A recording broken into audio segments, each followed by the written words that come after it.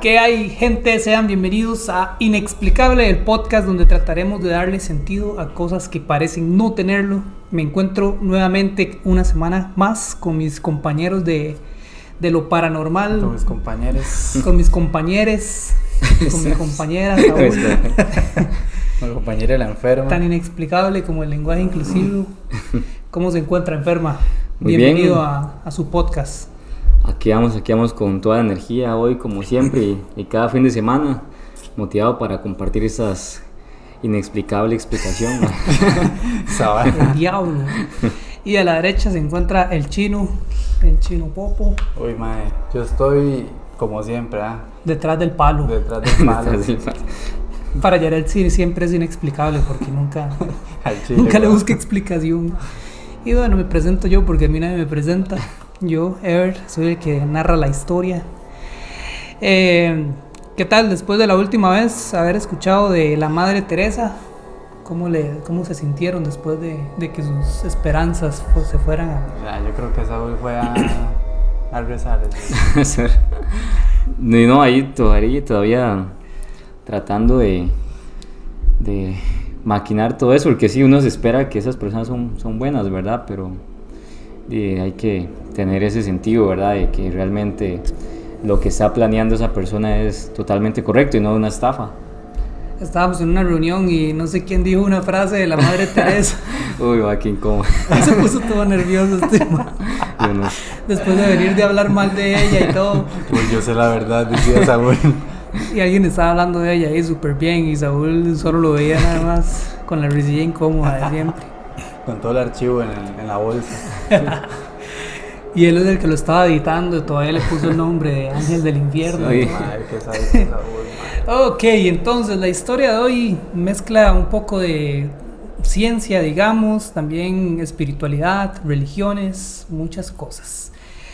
Ahí les va entonces.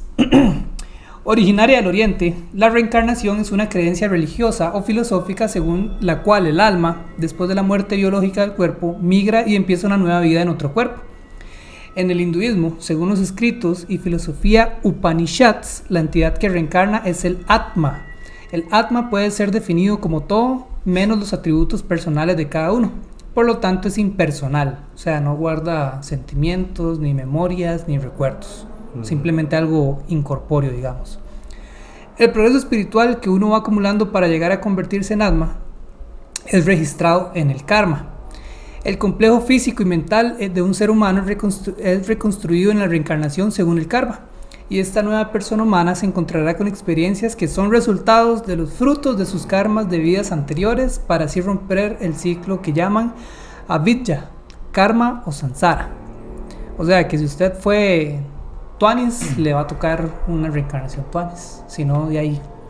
Hijo de pucha, mae. Ahí estaba mucho que pensar al revisar los días de cada uno. Yo después sí me pude pensar eso, yo porque estoy en Latinoamérica. Porque me dieron esta batalla tan dura. Sí.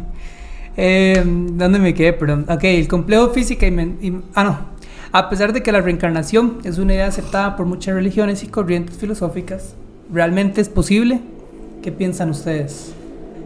Mae, yo sinceramente no le veo sentido a esa vara. ¿No le da sentido? ¿Por No. qué?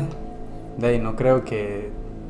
No sé, es que no tiene sentido como que una persona vuelva a vivir de ahí 2 veces como para remendar tal vez algún error que cometió antes. Entonces, No, bueno, sí. no sé, no le veo ese sentido. ¿Y usted enferma? Sí, estoy de acuerdo con Jared, pero obviamente sí. Dime, sí es súper interesante el tema, porque imaginarse, usted es como otra vida, digamos, como que usted está en un juego, no sé, y tiene 3 vidas, 3 oportunidades para hacerlo bien.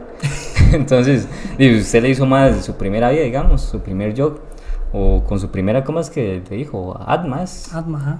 Ajá, entonces usted sabe que si estoy viviendo algo malo, pueden intentar, pero algo que me llama la atención es, por ejemplo, porque hay personas que tienen muchas facilidades, digamos, pero son malas personas. Y poniendo en contexto como la reencarnación, ¿será que esa persona, al haber tenido muchas facilidades, igual en otra vida va a seguir siendo poderoso, o será que va a ser desdichado? ¿Ustedes qué piensan ahí? ¿Será que el karma realmente sí va a funcionar en en esa persona, a pesar de que le fue bien. O es el capitalismo que se aprovecha de los pobres y se vuelve rico. Madre, no sé, la verdad, yo pienso que al final, es que si digamos, de acuerdo a esa teoría, lo que es el karma, si es alguien que le saca ventaja aquí y usted va como conservar esos, como no sé, como su personalidad o algo así, pues lo va a hacer en la siguiente vida. Pero si se lo van a cobrar, digamos, si usted hizo algo malo, pues debería ser desdichado y tiene que aprender la lección para que no cometa el mismo error, si no va a caer en un ciclo en el que está haciendo lo mismo. Porque al final creo que lo del karma, lo que yo entendí y leí, es que una vez que usted ya, digamos, enmienda todo lo que hizo, su vida, ya ahí finaliza, ya no tiene que seguir reencarnando. Usted reencarna y reencarna hasta que ya para, digamos, de ser mongolo. De estarse echando o sea, cometiendo los mismos errores. No, a mí me gustó la verdad como la filosofía, si se puede decir, pues de esa forma. Creo que se fue en el budismo que esto decía que trataban de llegar a un estado que le dicen nirvana. No, obviamente no entendí muy bien a profundidad el concepto, pero sí entendí que trataba de poder sobrellevar como todos los males de este mundo y llegar como un estado como, obviamente no puedo controlar todo lo malo, pero pues estar bien yo. Y creo que es algo bueno, creo que algo se puede rescatar de esa creencia y me gustó mucho, la verdad. Eso es el nirvana, ¿sí? Ajá, el estado nirvana es como lo que creen, como su objetivo. Qué vacilón. ¿Le cuadraría a usted, les gustaría reencarnar a ustedes en algo después? Oye, que se acabe la vida. Es que no sé, apenas tengo 20 años, bueno. Entonces, no sé si me gustaría todavía me queda mucho por... Sí, no sé si me gustaría reencarnar, la verdad. Me queda mucho por... ¿Cómo es? Por cometer errores. Legal. Por karma, de acumular. Dice... Bueno, el día de hoy vamos a abordar varios casos que pueden resultar en una confirmación a esta creencia. Uno de los casos más increíbles relativos a este fenómeno fue el de James Leininger, un pequeño niño que aseguraba que en una vida pasada había sido James Houston, un piloto de caza norteamericano de 21 años que desapareció en acción en 1945 durante un combate en el Pacífico contra los japoneses en plena Segunda Guerra Mundial. Esta insólita historia comenzó cuando el pequeño James Leininger tenía 2 años, edad en que, según relataron sus padres, Andrea y Bruce, comenzó a sufrir de recurrentes pesadillas. Andrea relató que lo despertaba mientras él gritaba. Cuando le preguntaba qué era lo que estaba soñando, me respondía que un avión en llamas se había estrellado y que un pequeño hombre no podía salir. Mi madre fue la primera en sugerirme que James estaba recordando tal vez una vida anterior. Al principio dudé bastante, pero con el paso del tiempo empecé a cuestionármelo seriamente. En una ocasión le compré a James un avión de juguete y le enseñé lo que parecía ser una bomba en su parte inferior. James de inmediato me corrigió y me dijo que esto no era una bomba, sino que era un depósito de caída. Yo nunca había oído hablar de un depósito de caída, no tenía idea de qué cosa era, así que le pregunté en qué tipo de avión volaba en sus sueños y él me dijo que era un avión Corsair, o Corsair, no sé cómo se pronuncia eso, nombre que también me resultó extraño. Por lo demás, a los 3 años de edad, James comenzó a dibujar con detalle preciso el mar y batallas aéreas con los detalles correspondientes a las aeronaves utilizadas durante la Segunda Guerra Mundial, y a los 4 años construyó su propia cabina de avión. Pucha. Yo voy a alcanzar el estado nirvana, ese compa. Pero ustedes creen que, o sea, de verdad si alguien reencarnara pueda como tener esa memoria o algo. Yo no sé si ustedes recuerdan cuando hablamos de Pachita, lo que decía Jacobo, que todos como estamos conectados en una gran memoria o una conciencia gigante, entonces como que en cierta forma todos compartimos el mismo campo de conciencia, de conexión, o sea que la telepatía, pues que todos podemos saber los pensamientos de los demás porque estamos conectados a una gran conciencia. Yo pienso que eso es lo que podría, o sea, si esa teoría fuera real y lo que estas personas, porque es algo que es documentado, o sea, si son detalles que coinciden exactamente de un niño con una vida pasada, pienso yo que es como que su conciencia se conectó a esa y agarró recuerdos de otra persona. Creo que era así, man. Sí, es súper interesante, porque hay un montón de cosas, ¿verdad? Como también le pasó a Pachita, que era como ¿cómo es que es? El gran amigo, es que le decía.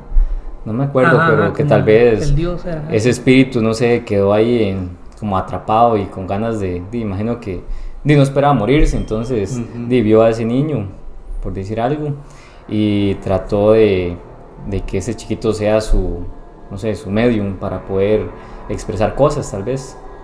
También estaba pensando en eso. También, sí. Sí, de ahí hay muchas cosas que podrían ser, ahí vamos a ver más adelante. Cuando las recurrentes pesadillas de James empeoraron, la abuela del niño sugirió que consultaran el trabajo de Carol Brougham, un terapeuta que afirmaba que los muertos a veces podían renacer en otro cuerpo. Con la guía de Brougham, quien afirmaba que los niños no han tenido el condicionamiento cultural y la estratificación sobre la experiencia en esta vida, por lo que sus recuerdos pueden filtrarse con mayor facilidad. Para ellos, especialmente cuando tienen muy corta edad, las vidas anteriores son más fáciles de recordar. Andrea y su marido comenzaron a alentar a James a que compartiera sus recuerdos. La terapia hizo efecto inmediato, pues las pesadillas no solo comenzaron a volverse menos frecuentes, sino que también el niño comenzó a revelar detalles extraordinarios sobre su vida anterior como un expiloto de combate. Lo primero que dijo James fue que su avión era un Corsair y que había sido alcanzado por los japoneses y que se estrelló. Además, reveló que el nombre del barco del que despegó era Natoma y que uno de sus compañeros se llamaba Jack Larson.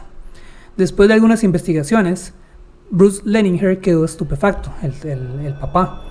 Descubrió que los nombres que había pronunciado su hijo eran totalmente reales, pues el Natoma Bay había sido un pequeño portaaviones que combatió en el Océano Pacífico en la Segunda Guerra Mundial, y Jack Larson era el nombre de un expiloto de combate que había servido en esa embarcación y que aún vivía en Arkansas. Wow, man, qué locura.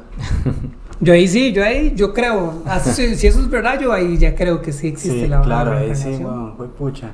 Entonces imagina que esto no era así, como un carajillo y que le venga con toda esa vara. Un nombre exacto, lugares y todo, y todavía hay una persona para confirmarlo. Yo era Hitler.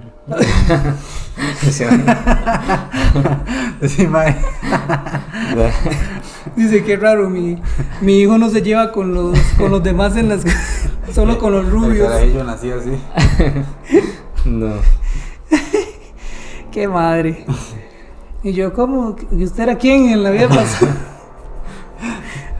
Qué pucha. Me lo he hecho. Ay, me perdí. Perdón, suave que me perdí. A ver, Ahí, corte. Corte ahí. Empezaron a alentar. Sí, este hombre vivía en Arkansas. Decidió llegar hasta el final del caso. Bruce Leninger visitó a Larson en Arkansas en septiembre de 2002 y le preguntó acerca del fallecido piloto James Houston. Larson le respondió que Houston había sido un miembro de su escuadrón de combate BC-81 y que no podía recordar lo que había pasado exactamente con él, pero estaba seguro de que su avión había sido alcanzado por el fuego antiaéreo japonés el 3 de marzo de 1945, cuando Houston no regresó de su misión y fue declarado desaparecido en combate.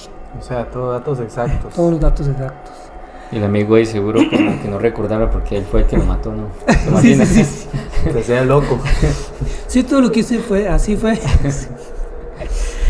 Para terminar de completar el rompecabezas, Bruce Leninger también localizó en febrero de 2003 a Ann Houston Barron, hermana del fallecido James Houston, quien vivía en la localidad de Los Gatos, en California.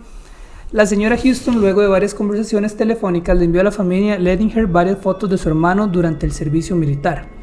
En una de ellas, el joven James aparecía de pie delante de un avión de combate Corsair, el mismo tipo de avión de combate que el pequeño había mencionado. Ish.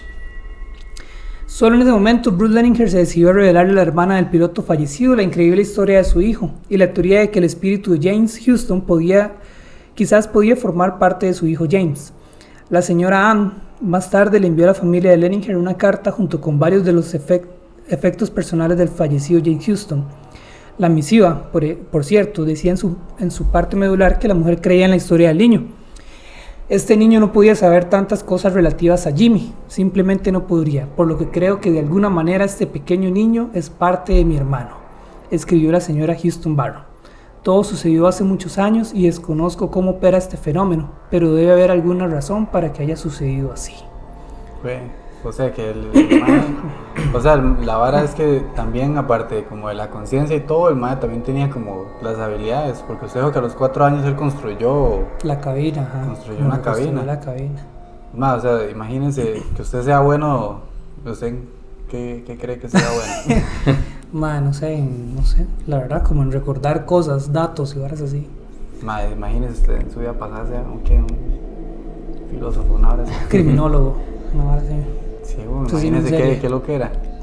O fue Jack el Destripador. O era Nunca yo ya, encontraba. por favor. Y vino a contar las historias aquí frente a todo el mundo.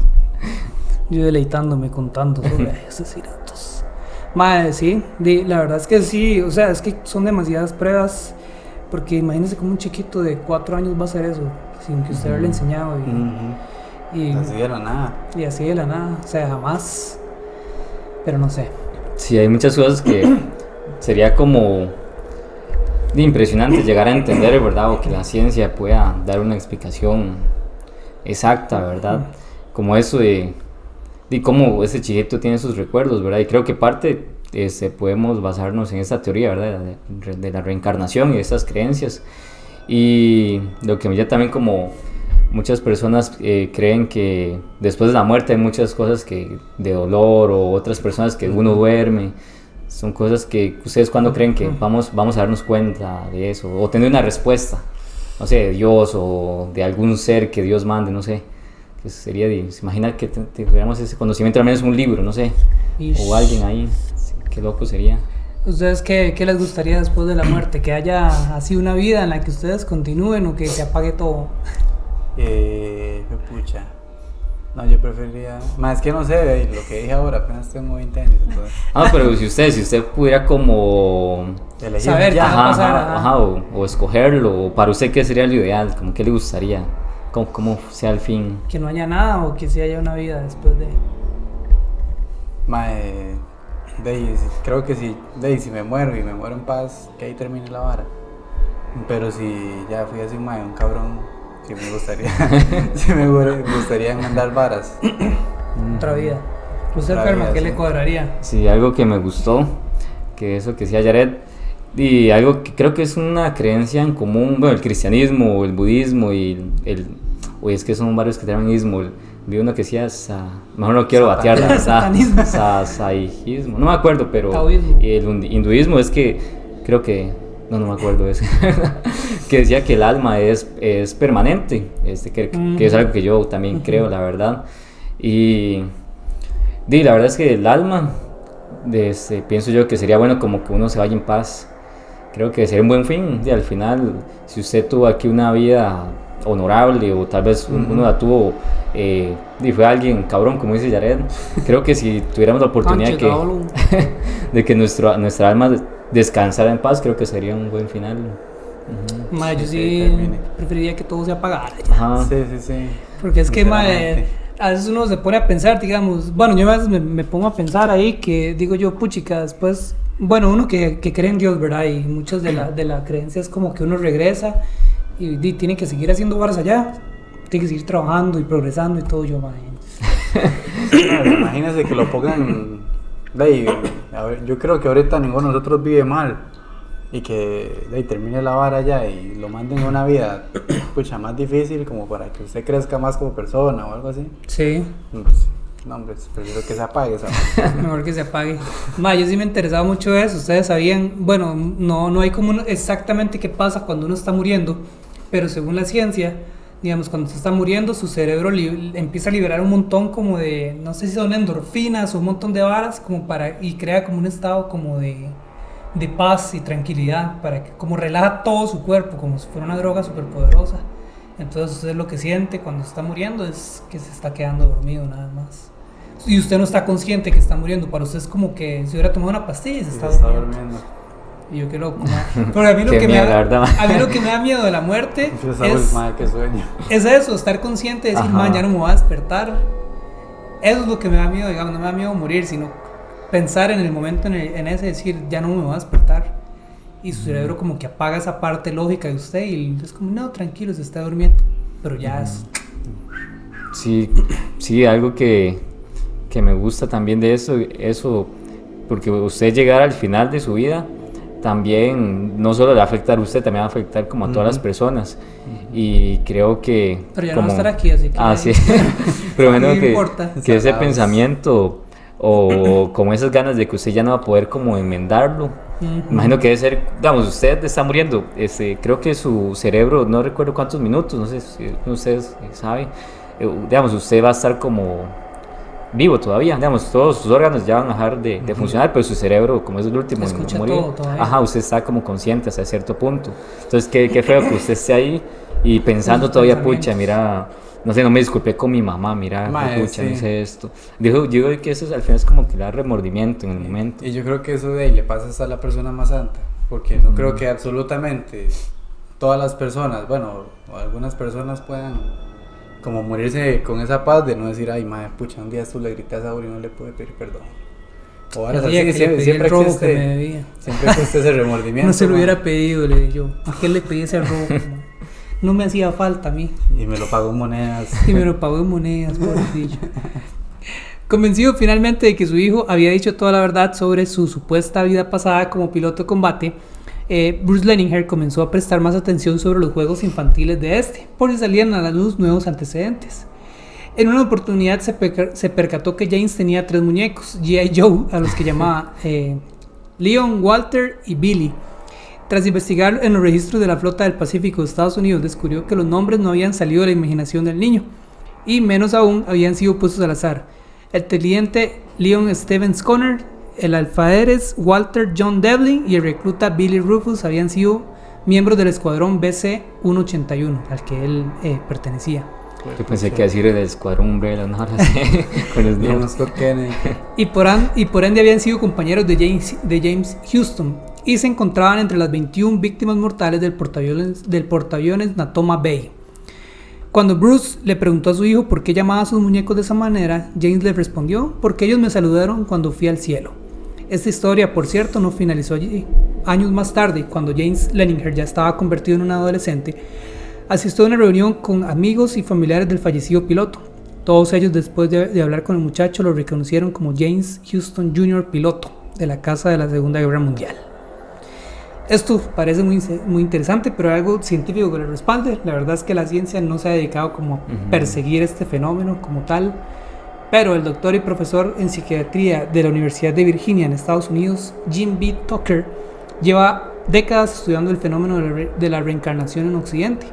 Su investigación se centra en niños de hasta 7 años que recuerdan sus vidas pasadas. Entre los numerosos casos analizados, Tucker ha encontrado algunos patrones bastante curiosos. El 70% de los infantes que afirman recordar sus vidas anteriores creen haber muerto de causas no naturales. O sea, no se fueron de esta vida tranquilos. Fue como que algo les faltaba y murieron de una... Ajá. El periodo entre la muerte del primer sujeto y el nuevo nacimiento parece ser de 16 meses. Además, gran parte de los niños estudiados poseen marcas de nacimiento que concuerdan con las heridas que causaron la muerte en la vida pasada. Ay, mae. Pucha. Me mataron por la nalga, entonces yo tengo la... ¿Cómo me mataron por la nalga? Tengo un lunar grandísimo aquí en la nalga. Lo mató un gay. En la guerra. Me apuñaló así en la nalga, seguro, y me desangré. Se tiene marcas, enferma. No. No, que no. A ver, en la jupa, tengo un montón de marcas en la jupa. Sí. Cuando está, qué mala nota esta gente. Me acuerdo contar la historia ahí en paréntesis. La verdad es que no sé, ni siquiera sé por qué lo hicimos. Es decir, por la loquera. Nos pusimos a, un compa que le decimos Pac-Man ahí. Saludos, Pac-Man, si nos ve. Saludos al Pac. Creo que él era el que tenía una máquina, ¿verdad? Ajá. De cortar pelo. Y todos nos empezamos a rapar, y yo vi que ellos dos fueron los primeros. Si este más también, ¿verdad? Se fue en la tira. Yo también. Ay, fue con aquella cochinada que máquina. parecían chaulines, ¿sí? No, sí, sí, también te estafaron, entonces. La verdad es que fue peor, sí. al chile. Sí, weón, con la cero, así. Gillette y toda la vara. No, a mí no me hicieron tanto, por dicho. Yo veo que los más se rapan y yo me veo ahí en el espejo. Yo, qué raro, como que está más corto el mío. Y la verdad es que me pasaron la 1, ellos se habían pasado la 3. La 4, nos pasamos nosotros. No. O sea, voy con la ropa toda cortada. Sí, tuve un montón de golpes, quién sabe de chiquito qué me hicieron, Dice aún pero porque ustedes sí se pueden peinar. Sí. Mae, qué feo se parecía el señor Burns, mae. Y mae, era el tiempo que estábamos patinando todavía, mae, ese osolazo, mae, a mí me picaba la cabeza, es que feo, me ardía un montón. Sí, después el reposte, mae, y el esbirro, sí, pero eso les pasaron la navaja porque les quedó feo. Por usted, weón. Este man nos pasó la 1 y como que se le cayó la peineta y después pasó la 0. Nos dejó así un hueco a todos, man. Ma, el primero que llegué con ese invento fui yo y después Anthony y ya después todos de ahí. Tenían que ir. Madre, sí. No, hombre, en el colegio que la gente era toda cruel. Madre, es que yo sabes que me dejé pelón, no, como que estaba de moda, entonces ajá, como que fue más bien ahí me decían que me veía mejor pelón. Yo me fui a poner la moda, entonces. Y por eso yo estoy pelón, pero no por decisión. Varas, sí tengo pelo, solo que me rapo. Bueno, sí, qué feo. Saúl tenía un montón de cicatrices en la jupa. Sí. Quién sabe cómo lo palmaron, enferma. Al rato perteneció un cártel ahí, lo golpearon todo. Muchos balazos, seguro. Más, ¿sabe que ahora pensando en eso, hablando de estas como antecedentes? Más, yo cuando tenía que unos 7 años siempre me levantaba en la noche, como tenía pesadillas de guerra. Ya es que loco, sí, por varas, si tuve que haber reencarnado por varas, fueron balazos lo que tengo en la jupa. Sí, por rato era de allá, de ¿cómo es? De esos como de Apocalipto. Son puras flechas. Todo indígena. Son puras flechas. O ahí en los cabecas, man, una hora así. Uy, ma, qué loco, antes como sí, si se mataba así. Con una onda. Ma, sí, pero qué loco, oiga, sí, sería que esas pesadillas sean reales. ¿Ustedes nunca tuvieron con pesadillas así, como parecidas a las de chiquita? Tal vez no tan reales o tan exactas como él, ¿verdad? Que se recuerda los nombres y todo eso. Bueno, así no. Madre, pesadillas extrañas nada más, pero así como tan exacto, como que sea como una vida real, ¿no? Yared cuando estaba pequeño me acuerdo que gritaba así como del dios de la guerra. Decía, mátelo, lo mato. Madre, siempre me ha dicho eso este man. Yo lo mato, madre, lo mato. Qué mierda. Y dice, no, ya no lo mato. Yo lo mato entonces. Pues no tenía miedo como que se bajara o no sé, se pusiera a la par suya y gritar eso, ¿no? Madre, no, recién, hace poquito, cuando tenía como 20 estábamos ahí en el mismo cuarto, en el camarote. Y este mae, no me acuerdo qué, se despertó, estaba sentado en la cama de arriba. Y yo dormía como con la puerta de espaldas. Y dice, ¿qué está en la puerta? Y yo tengo el sueño muy ligero. Y yo, ¿qué pasó? ¿Qué es eso en la puerta? ¿Qué hay ahí? Y yo, yo no voy a voltear a ver, Y estaba sentado y decía, y se volvió a acostar, güey. Yared, pero ¿qué pasó ahí, yo me quedé, si había algo en la puerta, nunca me acuerdo, nunca me he acordado de qué hablo, yo nunca. Toda la gente, digamos, me he quedado donde el birro, en su chante también. Y siempre me dicen la que enferma hablo. También habla dormido. No, sí, a mí me pasa, la verdad. Dicen que eso es como por estrés también, ¿no? Así. Puta carajillo más estresado. ¿Se acuerda el gato? La de chambear no se la sabe. Se estresa como si chambeara. Qué vergüenza. No. Bueno, ya, perdón, nos salimos un poquito del contexto. Para explicar su controversial hipótesis, Stoker se valía de la metáfora del televisor, que sirve para reproducir una señal aunque no la crea. De igual manera, la conciencia sería una entidad no física independiente del cuerpo que la aloja. El científico cree que los avances en el campo de la física cuántica podrían aportar datos fundamentales para comprender estos fenómenos. Otro caso es el de Shanti Devi, que nació en Delhi, India, en 1926 en el seno de una familia acomodada económicamente. A los 4 años aproximadamente, la pequeña comenzó a repetir una extraña historia. Contaba con dramática elocuencia los recuerdos de otra existencia en la cual había vivido bajo el nombre de Luchi, en compañía de Kedarnath, su esposo, y de sus 3 hijos. Describía minuciosamente su antiguo hogar, del cual daba además la dirección, afirmando que estaba en la ciudad de Mutra, al sudeste de Delhi, antiguamente Mathura, gran centro geopolítico, religioso y artístico en los siglos 3 y 2 a.C. Los padres al principio creyeron que se trataba de los balbuceos de una criatura algo solitaria que pasaba gran parte del tiempo jugando con muñecas. A pesar del paso del tiempo, la niña seguía repitiendo la misma historia, transformándose en una especie de trauma obsesivo, y la familia, temiendo que la niña sufriese algún desorden mental, la llevaron al médico. El facultativo, que estaba al tanto del caso, la examinó en el consultorio y luego la interrogó. Shanti narró nuevamente al médico lo que éste ya sabía de boca de su padre y agregó que había muerto durante el parto de su tercer hijo en Muttra a fines de 1925, es decir, casi un año antes de su nacimiento oficial en Delhi. El médico pidió detalles de aquel embarazo y la pequeña le aportó un cuadro completo del proceso físico y mental de ese estado, que solo una mujer encinta podría haber vivido.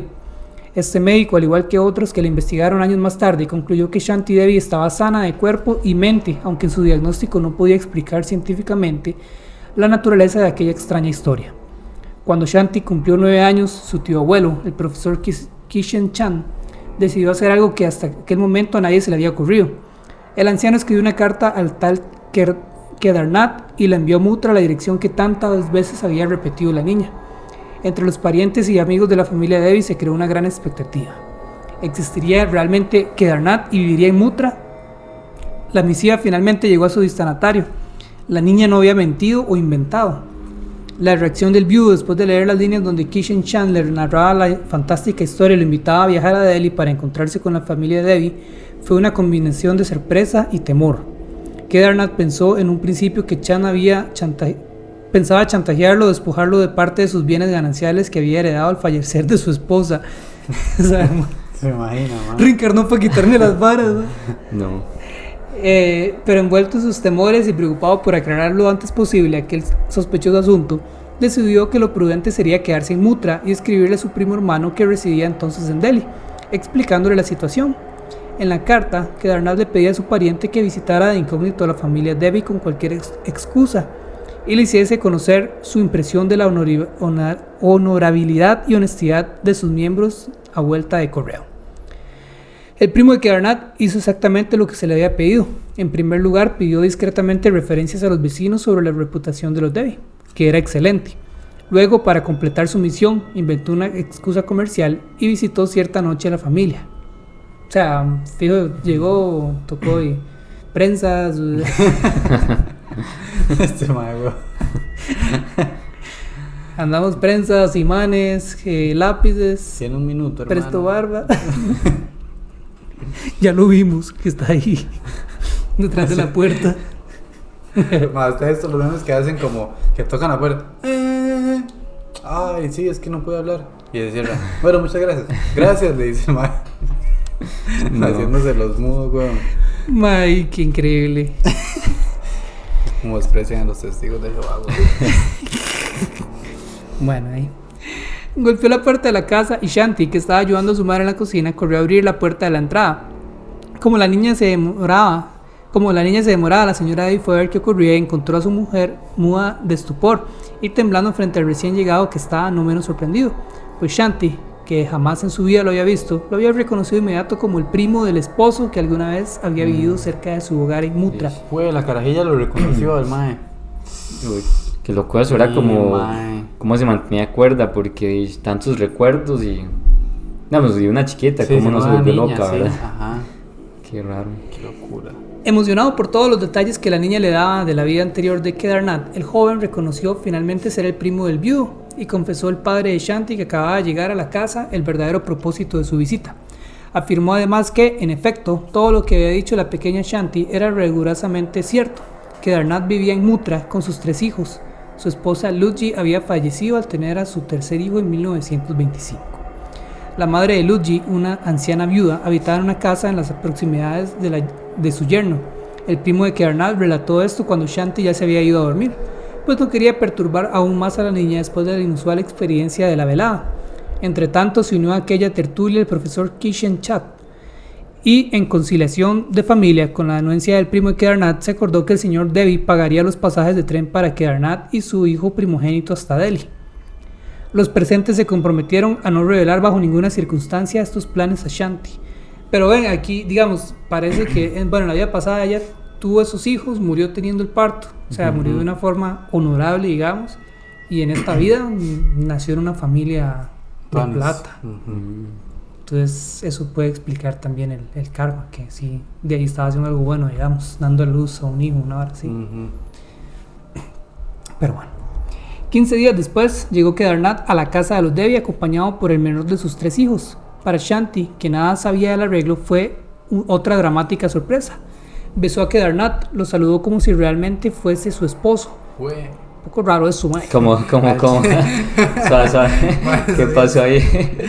Bueno, está es extraño. India también, entonces...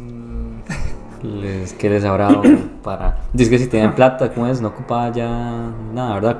Porque creo que allá es como... Los intercambian como por comida o como cosas materiales, ¿verdad? Sí.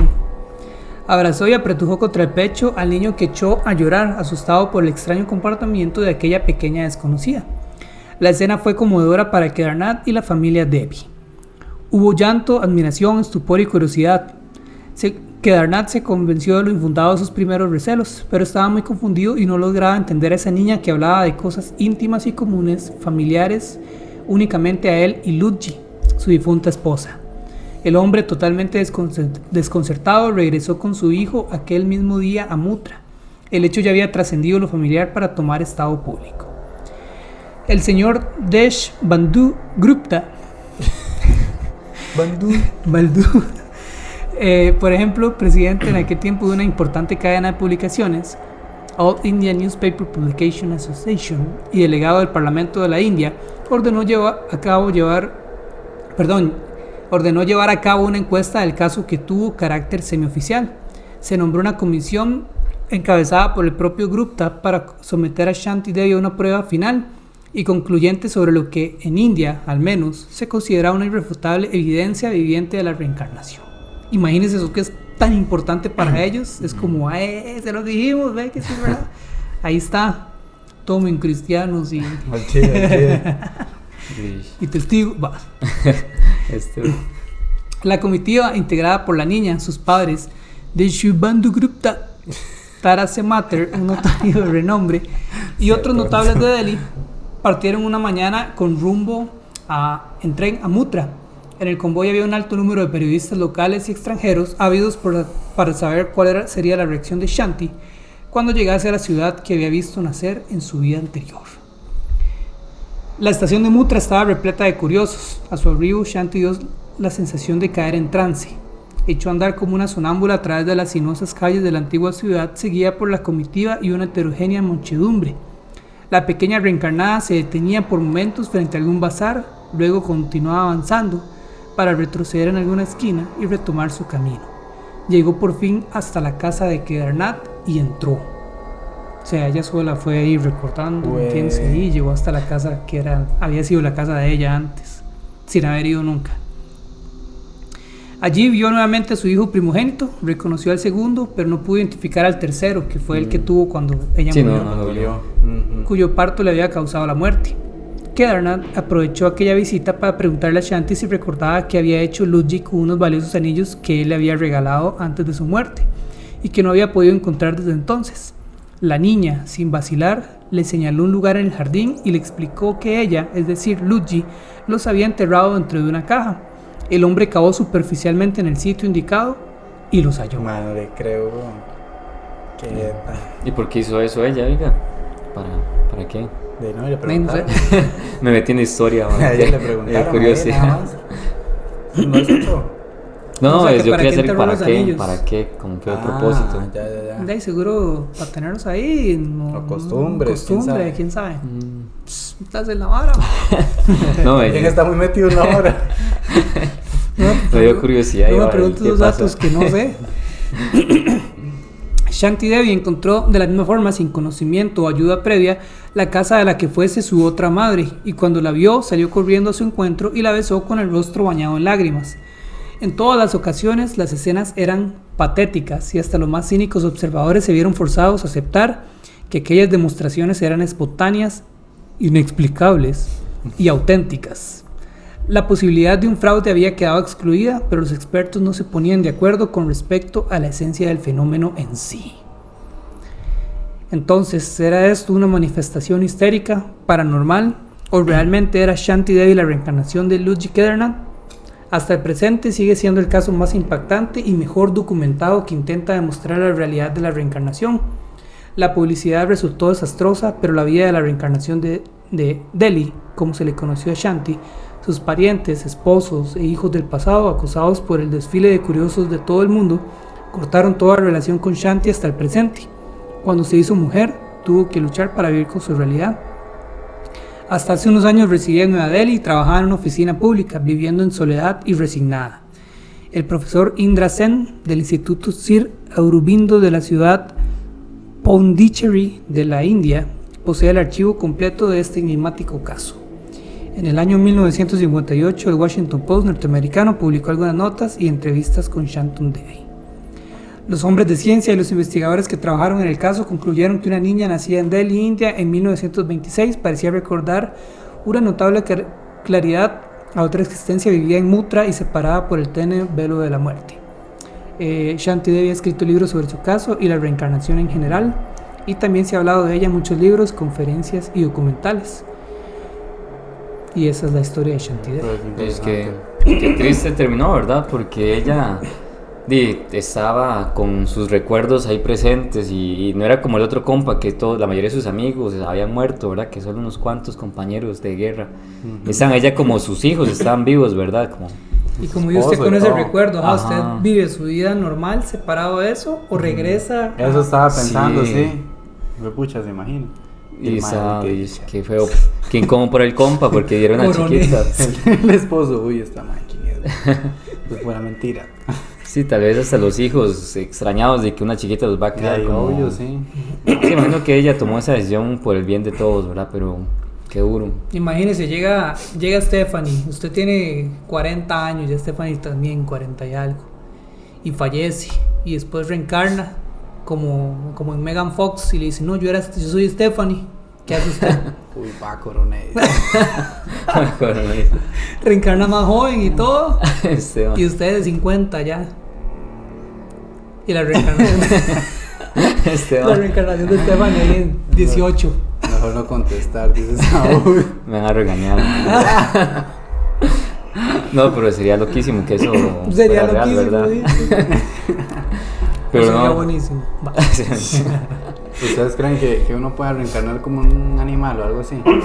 Porque ustedes han visto como que a veces uno ha tenido mascotas y los madres son así como muy apegados exactamente como a uno, como al resto de la familia. Hay una película que trata de eso, ¿la han visto ustedes? No. Benji, creo que es que se llama. Benji, que es un perro. Ajá. ¿Lo has escuchado pero no lo he visto? No, sí, es vacilona. De algo así se trata, que el perrillo siempre pasa buscando a su amo. Bueno, el que tuvo primero, pero se muere y él reencarna en otro perro y sigue así. Todo así. Ajá. No, nunca he visto eso así. Pero de ahí, yo no sé, la verdad es que, por ejemplo, yo el perro que más quise en mi vida se llamaba Rambo. Yo después de Rambo ya no volví a sentir como apego hacia los animales. Entonces no sé si ya habrá reencarnado en otro ahí. O Rambo era la reencarnación de alguien, tal vez que... De alguien. Oye, ¿cómo se llama la perrita esta que se la habían robado? Milú. Ajá. Milú también. Tal vez era la reencarnación de Milú. Milú y la isla. No, pero digamos, por ejemplo, en la India que está este templo de las ratas, que supuestamente... Que es cosa ahora legalmente. Que sí, supuestamente, digamos, si Jared se muere, que es compa mío, es mi hermano, se muere y posiblemente reencarnó en una rata de ahí. Entonces ya Qué triste, man, que me pongan como si fuera una rata. Entonces ahí la escogían un montón y les ¿verdad? Nunca he visto eso, más demasiado asqueroso. Pero ahí con karma, respeto para la gente de la India, pero para nosotros aquí en Occidente sí es muy asqueroso. Pero el karma, ¿y cómo funciona? Es que el karma es para algo bueno. Es que no entiendo porque, digamos, dentro del hinduismo es como si usted puede reencarnar pagando su karma como una persona, pero también puede reencarnar como una vaca, pero también de repente todos reencarnan como ratas. Entonces no sé cómo funciona, en qué va a reencarnar, ¿me entiende? Entonces... Tal vez algún futuro suscriptor que sea hindú, algo que cree en la reencarnación nos cuenta. Algún Abdul, ya por ahí. Muhammad. Pero sí, digamos, ahí todas las ratas que hay supuestamente son personas que reencarnaron ya, ¿verdad? Entonces la gente les lleva comida, les lleva leche, usted tiene que dejar que lo chupen, darles de comida. Y esa vara tiene que estar limpia y todo. No, esa vara está toda asquerosa. Usted puede tomar del agua, digamos, hay una fuente así donde están todas tomando agua y usted puede tomar del agua junto con ellas. Wow, mera infección esa vara. No, ahorita que terminemos el podcast le enseño el video. Y también hay una vara como una rata blanca o algo así. Ajá, la rata blanca es la de buena fortuna. Ajá. Es como la reencarnación como de una reina, una diosa, una hora sí. Mae, qué lo que era. Y usted lo haría. Y si ya usted ven. mata una, ¿Qué? tiene Se lo que, haría. Ajá, tiene perdón. que- Ajá. no, si usted mata una, digamos por error, la pizza o algo así, tiene que dar como el peso de la rata en oro, digamos. chill. Uy. Y, Pagarlo en oro. sí, imagínate tener un montón, uy, más que. No sé ustedes, para mí Son a mí las millones ratas, de- no sé son cómo millones de haría ahí. ratas, man. Meterse ahí. Ah, no, yo Ajá. no podría. Ah, yo si anduviera allá sí me meto. Yo no podría, Yo mae. no. Pero ahí hay que meterse Descalzo. ¿verdad? Uy, mae, qué asco. Mano, yo Pero no. sí me metería. Ajá. Solo con el olor creo que ya. Ah, sí. Yo sí le tengo fobia a esos bichos, mae. Tú puedes matar una culebra, una hora así, pues, mae, una rata no puedo, mae, salgo corriendo. No, yo no, tampoco, la verdad, ni culebras ni nada. La última vez que apareció una culebra en la casa, fue mi esposa la que tuvo que Ya sé por qué. quitarla. Ah, ya sé, Saúl era de los de Apocalipto, pero era el hijo que había nacido que no tenía habilidad para pelear. Que no te sabía casar ni nada. Que no eran dos gemelos y Saúl era el que no podía casar ni hacer nada. Era el que hacía el oficio. Lo sacrificaron. No, pero, o sea, se está hablando de la versión loca, así no. ¿Cómo? No es la de 300, esa. No, Apocalipto, madre, los de los mayas Ajá, y ajá. esos son los que odian. Sí, sí. ¿Cuál 300? Hay una de 300 Tú que- eres muy griego, seguro. No, la de 300 es la donde sale como Shrek y Pues le sí, tiran, sí. mae. Casi 300 es, creo que se llama. Ujú. Y por último, tengo un casito más que nos dejará pensando en qué karma podríamos estar pagando nosotros para vivir en Latinoamérica. Por lo que hicimos en nuestra vida Latinos. pasada. Y ese es el de las hermanas Pollock. Su historia apareció por primera vez en los periódicos de toda Inglaterra y luego en los libros del investigador Ian Stevenson. Hasta el día de hoy es un caso que sigue fascinando e inspirando a quienes transitan los pensamientos humanos más inherentes a la vida en forma de fantasía. Sin embargo, al otro lado de los personajes en que la sociedad las convirtió, las gemelas Pollock fueron dos niñas enfrentadas al mismo tiempo. La primera en nacer fue Joanna en 1946. Más tarde llegó Jacqueline en 1951. Por supuesto, no eran gemelas, pero sí las primeras protagonistas de un relato que retrató toda la familia de la que provenían.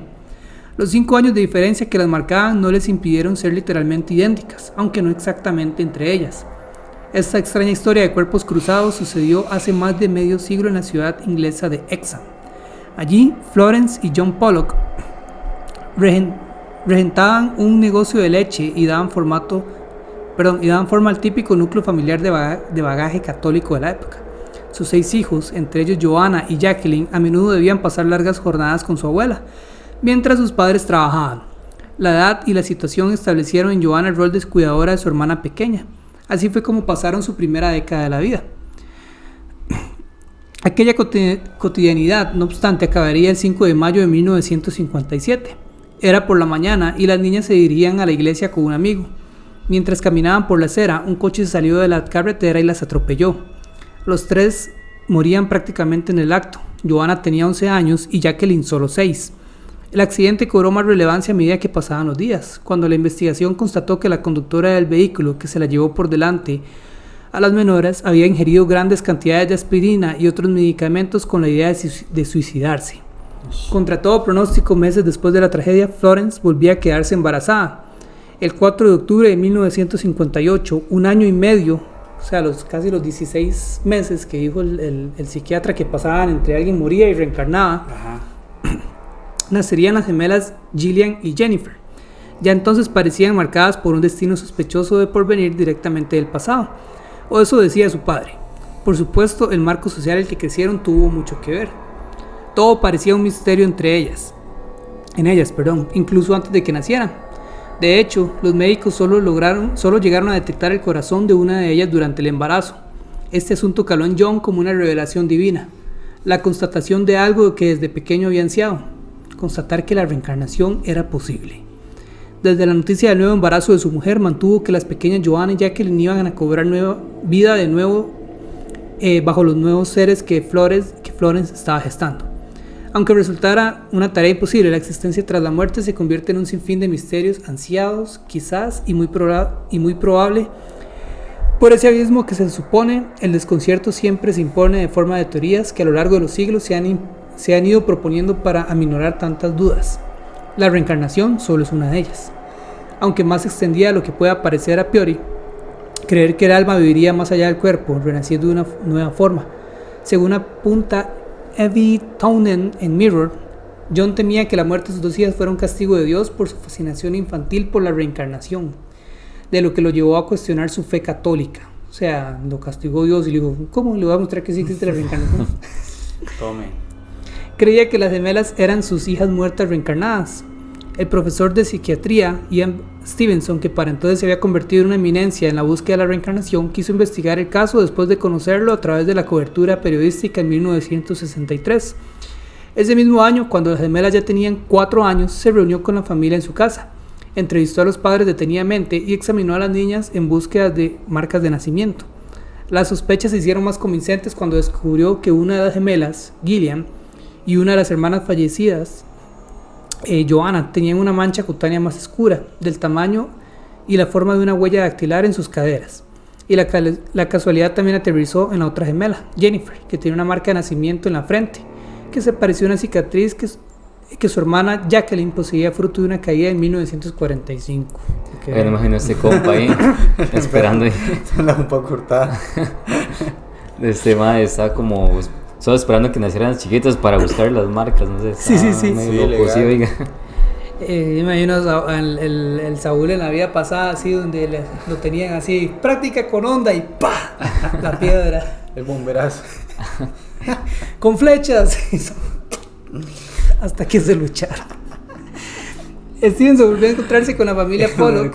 No me voy a volver a cortar pelo. No, de hecho sí me han dado ganas, la verdad. ¿De volarse Tal vez un pelón? día. ¿Es de pelón? Bueno, unos meses. Pero es que no vez, tiene sí. que hacerlo pelón, tiene que hacerlo... Bueno, sí, ¿verdad? ¿Cómo Ese se mae, dice? como ese Ajá, mae que anda ahí corto aquí. Mano, es corto que a aquí, mí arriba. en las cicatrices no crece, entonces se ve ahí como... No, si usted Hueco, presta hueco. atención se ve, Sí, se se ve ve el huequillo hueco. ahí. Ma, pero eso ahora es atractivo, sí. Porque hoy en día hay un mae rudo con ¿Qué marcas. ya haré el próxima Está semana? loco, ¿verdad? weón. Yo estoy que me dejo crecer el pelo y me va a dar pelón. Está loco. Sí. Dice, me dejó morir solo. No, entonces ya se muere el plan mejor. No, mentiras. Es de que representar así como la calaverita Se imagina. del podcast. Stevenson volvió a encontrarse con la familia Pollock en 1967 y continuó en contacto con ellos hasta su siguiente y última visita en 1978, cuando las gemelas tenían 20 años. Supieron entonces, gracias a un análisis de sangre, que eran monocigotas, o sea, que eran idénticas. Monocigóticas, sí, idénticas. No obstante, más allá de lo físico, incluso de lo biológico, de pequeñas mostraron una especie de fobia tangible a los coches. No solo cuando iban por la calle, sino también a modo de pesadillas recurrentes, aseguraban sus padres. Según la prensa del momento, a las gemelas, además, les gustaba la misma ropa y canciones que a sus hermanas. Identificaban a amigos y vecinos que nunca habían conocido. La gemela mayor cuidaba a la menor exactamente de la misma manera que Joanna había cuidado a Jacqueline, y reconocían lugares donde jamás habían estado. Ante aquel relato, muchos académicos se interesaron por ellas en medio de un escenario donde el terror y lo extraño parecía afianzarse en la cotidianidad de un plan de futuro perfecto. Doctores e investigadores de medio mundo se acercaron a casa de los Pollock. Todos querían saber más sobre la mente a través de la mente, a la redundancia, de Gillian y Jennifer. Como explicación alternativa, Ian Wilson escribe en Todo en la mente, reencarnación, regresión hipnótica, estigmas, personalidad múltiple y otros poderes de la mente poco comprendidos, que difícilmente se puede dudar de que durante su embarazo con las gemelas, Florence Pollock debe haber reproducido una y otra vez en su mente los acontecimientos de la vida y muerte de sus hijas anteriores. Este y otros especialistas sostienen así que al menos de manera pasiva los padres de las gemelas introdujeron en ellas un trasfondo de pensamiento que las ligaban irreversiblemente a sus hermanas aún sin conocerlas. Sin embargo, admite que otros casos investigados por Stevenson no pueden explicarse de esta manera, ya que la vida recordada es de una familia diferente y a veces de un lugar distante, lo que descarta cualquier posibilidad de que la madre tenga una conciencia normal de las circunstancias de la vida pasada. O sea, como que le transmitía sus pensamientos a las chiquitas mientras estaban en el vientre. Que eso sí se ve más Sí, que puede posible, pasar, más probable. más probable. Y esto fue la reencarnación. ¿Qué les pareció? ¿Qué les llamó la atención? ¿Creen en la reencarnación después de esto? Díganos en los comentarios. Pues, pucha. Es que de ahora con tantas varas y todas esas pruebas ahí del segundo caso que vimos, mae. De la de India. Sí, Ajá, eso la es verdad, más- eso sí estoy dudando, mae. pero sí estuvo súper interesante. Sí, estaban muy buenos los casos, la verdad. Para mí, pienso que pueden como haber excepciones, digamos, no entiendo por qué, pero es que al final existe Dios, ¿verdad? Y uno no conoce muy bien como los propósitos, ¿verdad? Y tal vez de manera general conocemos de que eso no es posible, pero tal vez esos motivos no los conocemos y fueron posibles esas reencarnaciones, no sé. Porque sí, al final es que para Dios nada es imposible, ¿verdad? Inexplicable. Pero sí estuvo loquísimo, porque reconocer y recordar cosas que usted en su vida, ni en el país que usted había visto, está súper loco, la verdad. Sé que los déjà vus. Los déjà vus, más ahora a mí me pasa muy recurrente. Sí, demasiado. Y a veces son meses de diferencia, o sea, que yo dije, más esta vara, qué raro. Oiga, sí. Y pasan como 6 meses y yo digo, suave, pero esto ya lo había pensado, ya lo había vivido, o lo recuerdo en el momento en el que pasó. Eso sí me pasa muy, muy, muy a menudo. Años incluso. Una hora loquísima, sí. Años incluso. Yo la explicación que he visto, la verdad es que para mí no tiene mucho sentido. Que supuestamente hay un ojo que llega a ver como primero y que supuestamente usted lo relaciona que, eso ya lo viví, pero es porque supuestamente uno de los ojos está presenciando eso primero y usted lo capta así, pero para mí es que tiene algo más de trasfondo ahí porque usted como viene como una película, como estas imágenes, no sé si se les pasa igual, como esos recuerdos, no sé. Es una hora loquísima. Yo lo que he escuchado era como que usted tiene, bueno, eso es como es como una idea, una creencia que hay como, usted tiene su hilo de su vida, digamos, aquí, y ya todo eso ya está predeterminado, cómo va a pasar. Entonces lo que pasa es que usted ya se adelanta en su hilo como una cinemática, como usted dijo, pero como no lo ha vivido, en el momento en el que llega ahí es cuando ya como lo recuerda, porque siempre usted recuerda, usted siempre dice, ya eso, esto ya lo... Sí, siempre me acuerdo, siempre. Sí. Y a veces uno no se acuerda ni qué comió ayer y siempre recuerda 6 meses, 1 año después, como, esto ya... A mí me ha pasado incluso con gente que yo ni siquiera he conocido, no he hablado. Sí, correcto. Yo digo, suave, esta persona, yo ya había hablado, tenido esta conversación con tal persona o algo así. Y exactamente las mismas palabras y la misma ropa, o ropa que ni siquiera tenía o algo así. O sea, era súper loco, sí, man. Qué vacilón que como usted se manifiesta como con personas. Bueno, para mí siempre ha sido como, tampoco es que tengo muchos, o los que recuerdo, siempre ha sido como situaciones. Generalmente como que me dan algo.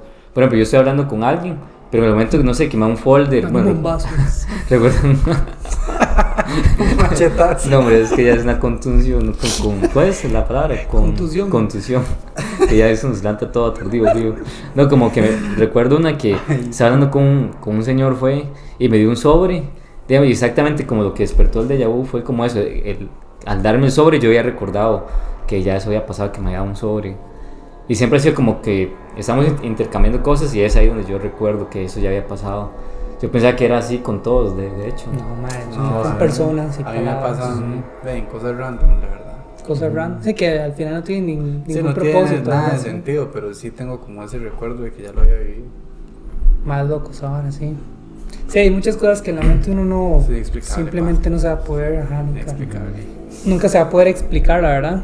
Pero sí es muy interesante esto de la reencarnación y todo, no sé, por ejemplo, yo conocí a un misionero de la Iglesia de Jesucristo de los Santos de los Últimos Días que él me contaba que en una parte de a ver cómo lo explico, a él le habían dicho por medio de una bendición que se le dio especial de que en su vida, bueno, en su vida antes de nacer, o sea, porque como somos almas eternas, o sea, no podemos, ¿cómo se dice? Como morir. Entonces dejar ya existimos. de existir. Existimos. Existimos antes de nacer, nacemos aquí y después seguimos existiendo, ¿verdad? Entonces decía que antes de nacer, uno de los espíritus que era más amigo de él era Lucifer. Y que él le dijo como que eran tan amigos que en esta vida lo iba a seguir probando para que regresara con él. O sea, a la pucha de ahí. Así. Entonces, y cuando nos contó eso, fue feísimo porque todo se puso como raro, ¿verdad? Sí, todo cambió. Dejaron de ser su compa, ella, todo el mundo. Yo de Elder, no, regrese a mi casa. No vuelva a tocar mi puerta, por favor. Chile.